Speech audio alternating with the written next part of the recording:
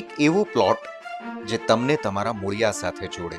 તમે vacation home શોધી રહ્યા હો કે પછી રિટાયરમેન્ટ માટેનું એક સુંદર ઘર.